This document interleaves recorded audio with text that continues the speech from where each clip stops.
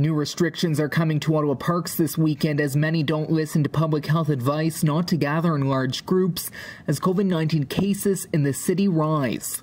During a COVID-19 update from City Hall on Wednesday, Ottawa Mayor Jim Watson said some city parks which are reporting problems could have a 9 p.m. curfew put in place. The decision on what parks will be included is being left to the ward councillors to decide. Earlier in the week, Watson was calling for an 8 p.m. curfew to be implemented in all parks, but after speaking with city officials, he says this was a good compromise. So I think this is a very good compromise between an all-out reduction in every park, because most of the parks, as you know, do not have problems of rowdyism and drinking in parks and causing a disturbance and so on. Let's focus on the specific parks that we continuously get a number of calls on and deal with those in a prudent manner.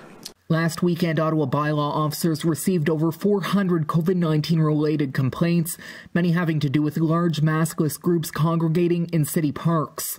While some charges were laid, most individuals received a warning and some calls went unanswered.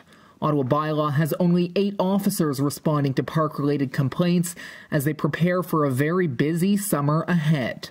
City Manager Steve Kanalenko supports the new restrictions coming into place and hopes it will help with some of the problems they are facing. Problems start appearing, we want to get to them earlier rather than later. Usually they happen after dark when people assemble, and it's very hard to remove people after dark from an enforcement perspective. So our view is that we want to be proactive in the problematic parks, make sure people are aware and ensure that people are clearing the parks before they settle in for an evening of partying like we saw last weekend. The rate of new daily COVID-19 infections in Ottawa remains high, with well over 300 new cases being reported in the city each day. Hospitals are reaching capacity, and for the first time ever, the Children's Hospital of Eastern Ontario is getting ready to admit adults into their ICUs. With maskless gatherings partly to blame for the rise in cases, Ottawa Public Health is planning to implement a Section 22 order, which will force the use of masks and put capacity limits in place for at least some park activities. Now, it appears at least that a good portion of the new rules being implemented over the weekend will not be park-wide and will only focus in on areas where bylaw has reported a problem, such as with basketball courts, where oftentimes large groups of people are gathering without mask use.